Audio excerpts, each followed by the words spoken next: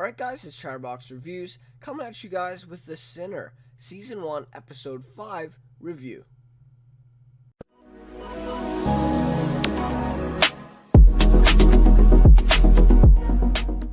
So, I thought this week's episode was great again. Last week's episode really was great. Sort of that marked the halfway, right, of this series, or at least this season. And yeah, so I thought last episode was great. This one wasn't as good in my opinion. We got a lot of answers last episode. Really great depth there. This one, there was a couple things I didn't like in it that were kind of obvious. I felt like some other people may agree. Yeah, so we got introduced to the new agent there, and that was kind of like that was kind of the basis of this episode. That was kind of like the main storyline. But yeah, so anyways, without further ado, let's get into this recap. And also, I'd like to say that so we only have 4 episodes left of this. And I have heard also that there has been talk, if this show does really well, then they might do something like Fargo maybe, and have a season 2, but the cast will be playing different characters or something like that. I don't know if I'm a big fan of that idea. I think maybe just have the 8 episodes and be done with it. But I mean, the show is getting really good ratings, and a lot of people are liking it. So if they want to go ahead with that, I'd probably tune in. But anyways, just some news. But we'll see how that plays out later on. So this one starts off. Harry is told by the forensic guys, and they dig up the skeleton, and they have it on the table there that they found last episode. They find it's a female body that was there, and that she's been out there for about 3 to 4 years. So that matches about the same timeline of the July 4th in 2012. And they haven't found a cause of death yet, so that's going to take some time. But the guy says, that he hopes they can get DNA from the bloodstains that are on the blanket that the body was wrapped in. So definitely, someone maybe left, left some evidence on the blanket, whoever put her there.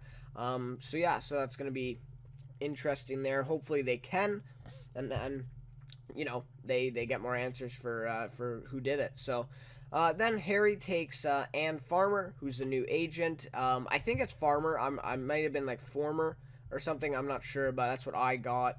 So I'm just gonna say Agent Farmer.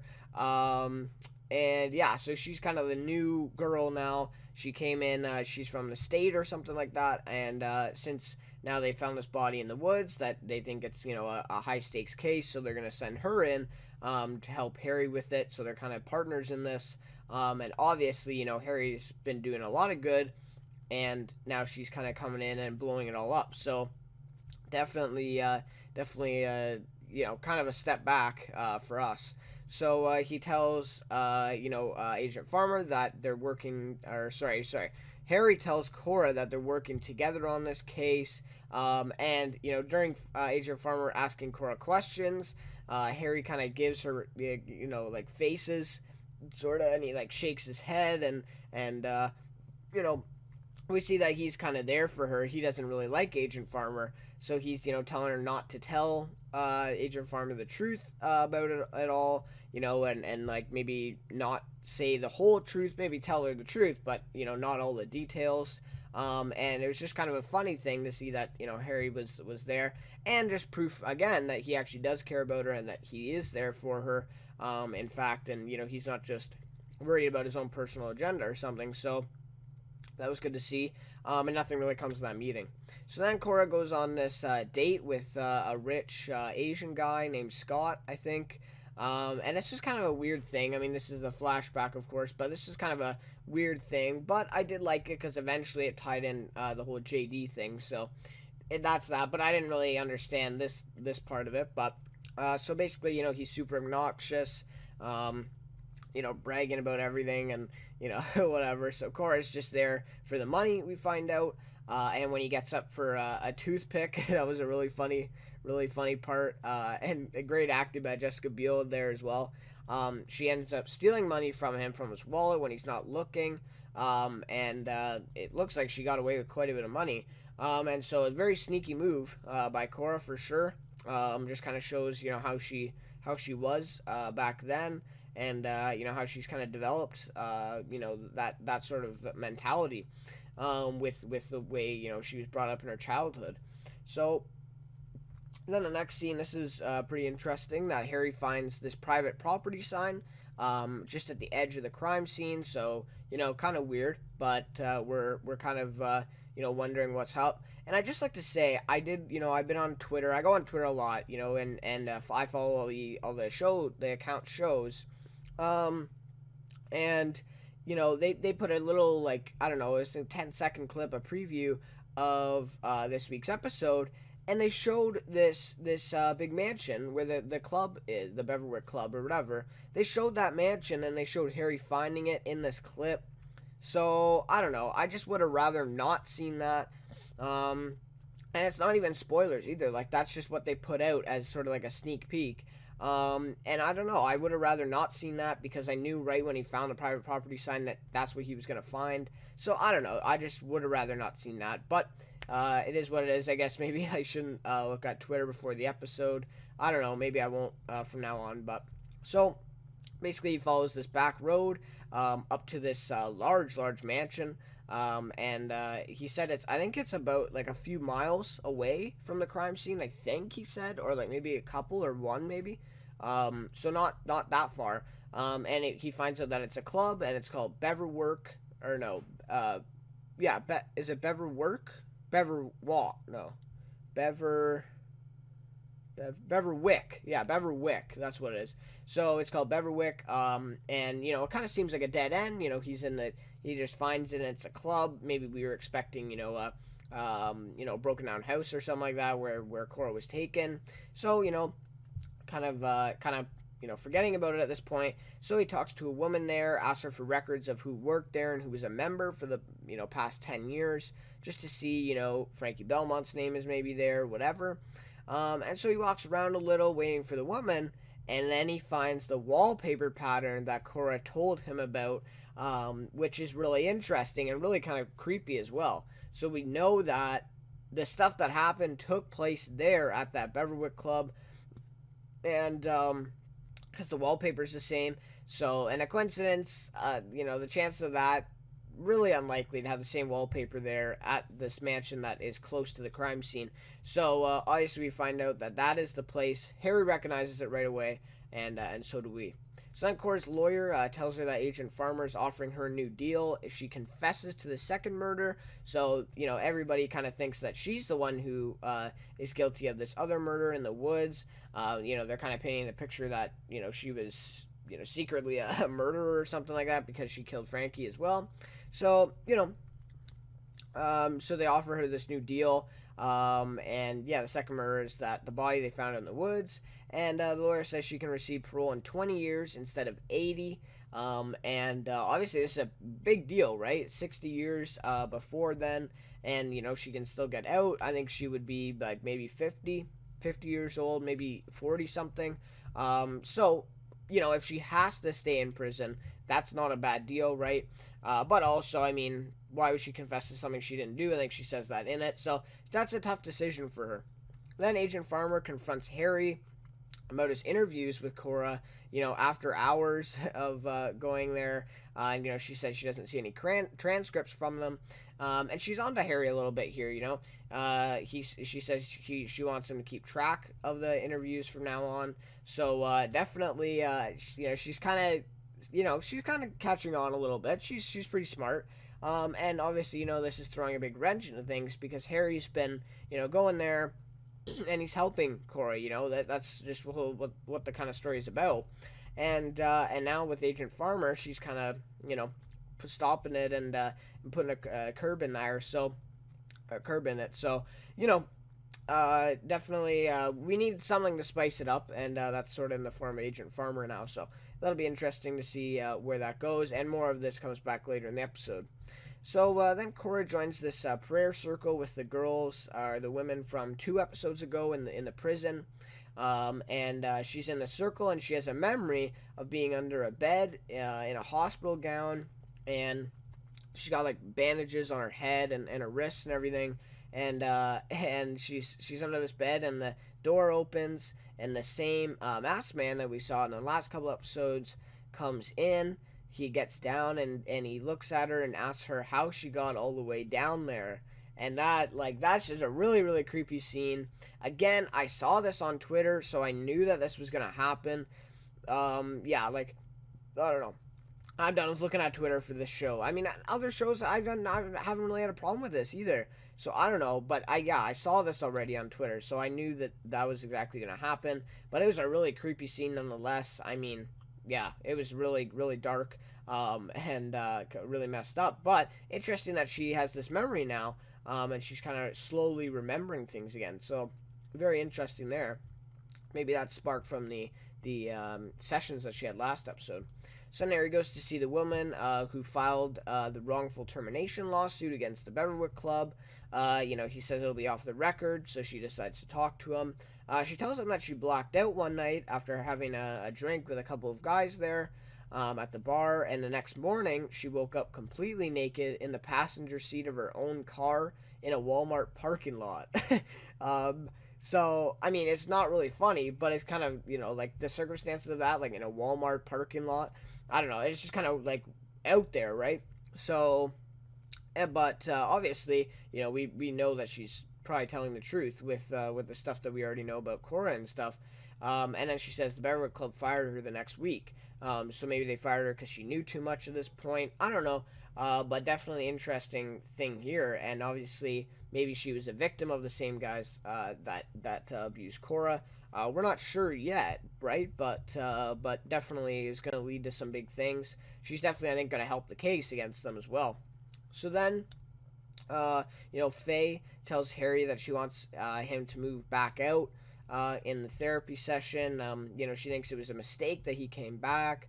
And Harry's hurt a lot by this. I mean, he thought they were making it work again, and he stopped seeing the other blonde woman. So, he was kind of on the mend with her. He actually did want to try. But, she says that she feels alone with him and stuff. So, I don't know. It's really hard to watch, that happen to Harry. And, I mean, the guy can't really catch a break with his wife. I mean, he tries his best, and well, maybe not his best, right? But he tried. He moved back in and whatever, and he just can't catch a break really. So I do feel sorry for him. I'm guessing other people do too. And he's one of the main characters in this one, so I definitely feel for him in this situation. So then the police kind of break into JD's house to arrest the girl who sold drugs to Mason, and this whole thing was so that they could get to JD. They bring this girl in, but she won't talk to them. She won't, rat JD out. And Harry thinks they lost out on JD. He, kind of accuses Agent Farmer of going at her too early. Agent Farmer thinks Harry has a thing for Cora because, of his secret meetings with her. And I think she says something about, I don't know if you get this close to your defendants when they look like Cora or something like that. So maybe hinting that she thinks that he's in, he wants a relationship, like sexually with Cora. So obviously that's not the case, we know. But, that's just kind of how it looks for her perspective. So I don't blame her.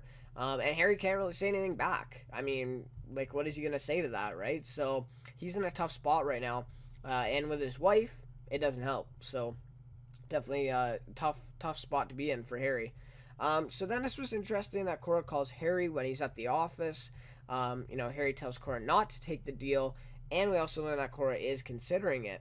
So, he says not to take the deal that she's being offered, and he said he has a lead, on the Beverwick Club. So definitely, promising some stuff. And Cora says, okay, but she asks him to talk for a while, just to talk about, just stuff going on. And, it's a really bonding moment between the two. They tell each other, a little bit about their backgrounds. I think more Cora than him. But yeah, so, I mean, I thought it was a good moment, pretty warm moment to see them, kind of bonding and talking, their problems out. But I thought it was a really ironic moment because it's, just comes after Agent Farmer just accused Harry, of being too involved with her. and now he's on this phone call with her for at least probably maybe an hour or something like that, or maybe 30 minutes. So kind of funny in that sense, a little ironic. But yeah, definitely a good moment nonetheless. Then Mason's dad goes to a customer's house. She lies to him about ordering an AC. So this was kind of, part of the thing about, they're finding out that Cora was a murderer. So a bunch of people are not staying with the Tenetti, company because they think maybe they were involved and they don't want to deal with that. So, and I kind of get that, but it's kind of a little bit of a dick thing to do, right? Have the guy come to your house and then lie that you didn't order it when she obviously did. So, tough moment for the dad as well. I feel for him because he had no involvement in any of it whatsoever, and he's really taking a lot of the blame for it. So then he goes to his van, and JD is there and hits him with a baseball bat. I think it was 2 or 3 times, and he knocks him out. And I mean, they were really clean hits. I mean, he just wailed on him. And the dad is a lot bigger than JD. So I mean, if he didn't have a baseball bat, the dad easily would have taken him out. But he does. So he knocks him out, and he just jumps in his truck right away and ditches the scene. So that was kind of tough to watch, to be honest. The dad getting knocked out like that by JD. So obviously, it's JD getting back at Mason for what he did with his girl. You know, so I don't know. I kind of get why he did it, but obviously, not there's no reason for that that would justify that, right? So then Cora goes for another date with a man, and her sister says this can be our sugar daddy or something. So that was kind of a funny thing. And the man grabs Cora, and she kind of screams. She doesn't want to go on a date with him at all. And JD actually comes over. He introduced himself as James, but JD comes over and saves her from the man. And this is in a flashback, of course. Saves her from the man, and he kind of is sweet with her, picks up her necklace. They end up going back to his place, and yeah, he's just acting really sweet, complimenting her and kind of flirting with her. And he's generally just being a good guy, right? I didn't see anything fake, really. I think he was just being a good guy. And then, toward the end of the night, they end up having sex, and Cora actually loses her virginity, or at least she says. I'm not sure if that is the truth, but she says that she loses her virginity to JD. So obviously that's a big thing as well, because that kind of tells more, why she likes JD, and why they dated and whatever. So that was really relevant. I liked that. But I don't know what the whole thing about the date before that, maybe just showing that she was sneaky or something. I don't know. I don't think that was really relevant. I think maybe they could have done this another way as well. But I like the way that they did in a flashback as well, instead of her maybe just telling a story. So that was good. I did like that. And they use flashbacks great in this show as well for stuff. So then Agent Farmer confronts Cora. She shows her pictures, and she's basically telling her the story she believes. She thinks Cora was mad at JD for leaving her, and then Cora ended up killing Maddie because out of sort of revenge or something. And Agent Farmer says it could be possible, couldn't it? Or whatever, and Cora, we kind of see her agreeing, saying, yeah, it could be possible. And so, I don't know, this was a tough scene to watch. Agent Farmer's just breaking her down. And she's already pretty broken down as it is.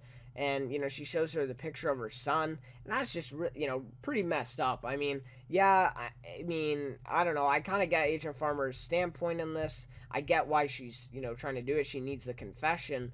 But I think it's pretty messed up that, she shows her the picture of her son and says, he'll be 24 when you get out. Really? Why would she want to hear that, So she just tries to get to her. She wants this confession. Cora looks like she's playing along. She's crying, a lot, and it looks like she's gonna give in to Agent Farmer. It looks like she's gonna accept it. And then this was amazing. She finally, says at the end, "Go to hell" to her, and it was a great moment. I mean, Cora, like the acting there by Jessica Biel was just perfect. The delivery of that line was so good. I mean, I honestly didn't expect her to say that. I thought that she was going to maybe agree to this deal. And then all of a sudden she just says, go to hell. So that was really good. I love the way that that played out. And maybe even that tells us that Cora was just playing along that whole time as well. So if that's the case, that's amazing as well. So yeah. So then Harry goes to the Beverwick Club secretly. And he kind of is wearing a hat. It was kind of funny to see him in a hat. But he goes into the staff only door, finds his way to the basement, and he kind of opens a room, or opens the door to a room where masks and a nurse uniform are hanging on the wall. So we learn that this is where it all went down, in the basement of the Beverwick Club, in this, maybe just this room or other rooms as well. But yeah, so this was a really interesting scene, man. This was tough, tough to see as well. Just see the masks and everything. Obviously, Harry recognizes it right away, and he knows. So yeah, I mean, this is really weird that that they're doing it in the basement of a club. I don't know, how much they did there, and whatever. But obviously, some pretty big stuff went down, and right away, also when he goes down the basement steps, he recognizes that as well from Cora's memories. So yeah, really, really creepy. But then that woman from before finds him and tells him they have to take it upstairs unless he has a warrant, and he obviously doesn't have a warrant. And also she may even be in on the whole thing. She may even know about it, maybe trying to cover it up, maybe trying to help whoever it was, maybe Frankie Belmont. Kind of get away free with this. So obviously, interesting that she kind of is getting him out of the basement and whatever. But I mean, it's staff only as well, right? So she's just kind of doing her job.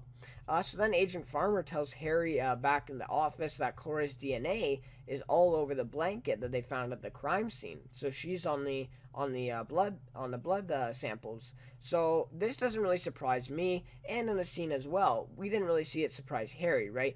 Because obviously Cora was there, and I think we all know that Maddie is the body there that died. So I think obviously we know that Cora was there with Maddie that night. So I wouldn't be surprised if her blood or her fingerprints or whatever were on the body. Maybe even they took blood from Cora and put it on the blanket to frame her instead of having their DNA found. So, or maybe they even made Cora like wrap her up and take her out there. So that's really cool, or not cool, but like that'd be a really weird twist. So yeah, so definitely interesting there, and obviously that gives them a lot of proof as to Cora murdering that her second murder. So then this was an interesting scene to end off the episode. Mason is at the hospital watching over his dad, and he leaves to go to JD's place. After he's kind of there in the hospital, he's kind of down, sort of depressed, because his dad is so banged up. He leaves to go to JD's place. He is wearing like a hat, really down on his face, trying to hide himself a little. And he's walking really fast too. He wants to get JD back for what he did to his dad, and he kind of wants to finish this thing once and for all. He actually pulls out a gun out of his back of his jeans there, and he has it in his hand, and he's holding it, and he's walking towards the house really fast. He's getting close, and then the episode ends. So I found myself in this moment. I said, Mason, get him. Like, I already hate JD, and that's great writing as well for me. Already hating him. We've only met him, I think, 2 episodes ago, right? So that's great writing as well. But I really I wanted to see Mason shoot him. Like, I didn't really care about the consequences. I just wanted to see Mason shoot that guy and finally get rid of him. Right? He just seems like such a slimy guy. And really, I don't think he really deserves any better than Mason shooting him. So, anyways, that's just my opinion of that. Maybe if I thought about it a little bit more, obviously I wouldn't want Mason to do that, because then he's gonna go to prison as well, and he'll just be like Cora. So, yeah. So anyways, the episode ends there, so we'll definitely see where that goes. Some great suspense for next episode. Both scenes to end the episode in this week were great. really building to next week's episode. So, and we only have 3 left, so we haven't got a lot of answers. I'm gonna be honest. We still don't know, who these guys are. We don't know, how it all happened at the club. So we got some answers this week, but not a lot.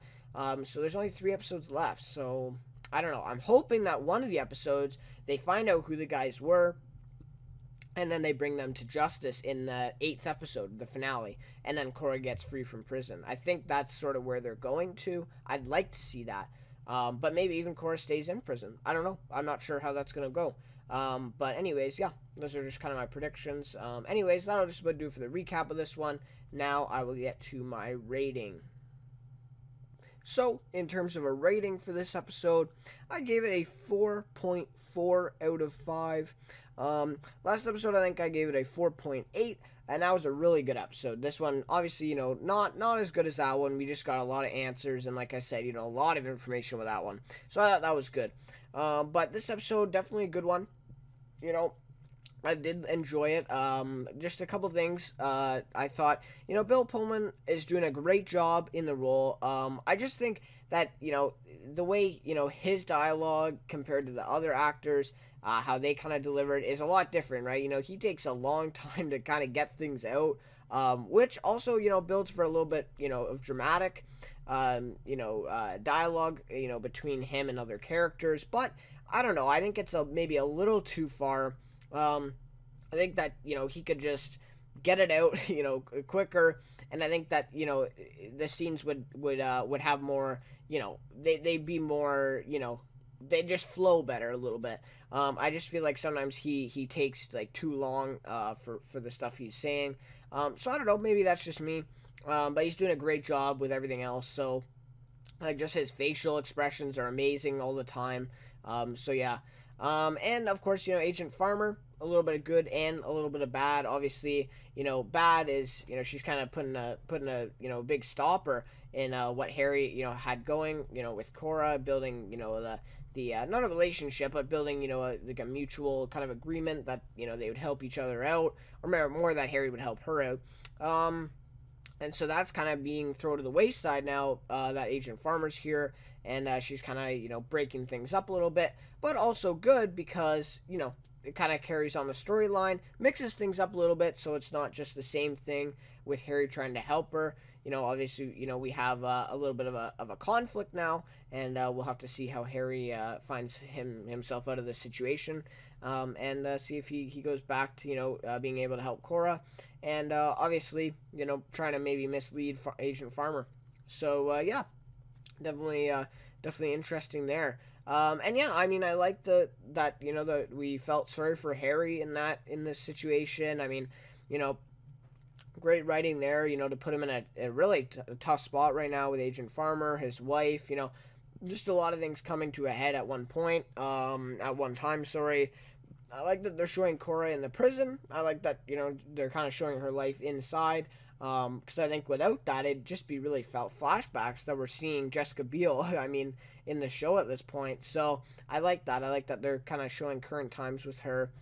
I would have liked probably, Harry finding the club and some of the other stuff if I didn't see it on Twitter already. So that's just a criticism. Obviously, I'm not going to judge the episode on that. But that it it is the truth. And I like that Mason has a storyline now with his dad getting knocked out by JD. I like that Mason has a purpose, and he's going to try to get revenge on JD now. So that's going to be very interesting.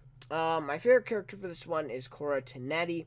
And I mean, Jessica Biel is just doing an amazing job with this. I mean, this is just a representation of how good she is really at portraying these roles. And she's never, she has obviously done serious roles in the past, but this is a really, really serious role. And I think she's doing an amazing job with it.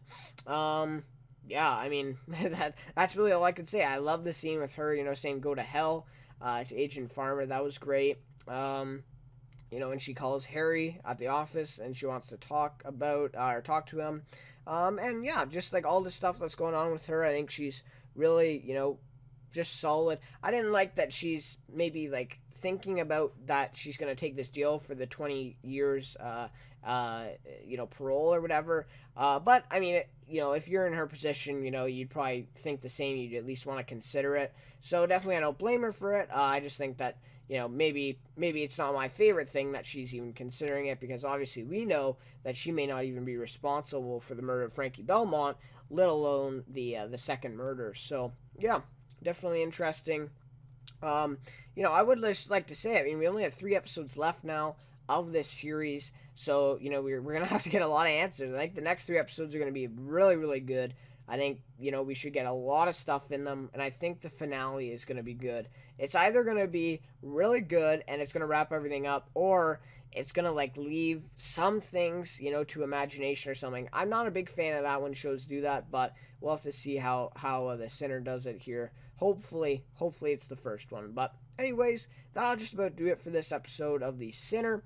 Definitely really excited for next week and the next 3 weeks of this series, and then it'll be all over, sadly. So anyways, guys, thank you so much for watching. Again, thank you for all the support on my videos recently. If you haven't, I'm going to put it in the description, but you can tune into the movie review for The Hitman's Bodyguard with my friend. I'd really like that, really like to get some support on that. So if you guys have seen the movie, please go tune in and check it out. So anyways, guys, like I said, thanks for watching, and I'll see you next week for The Sinner, Season 1, Episode 6.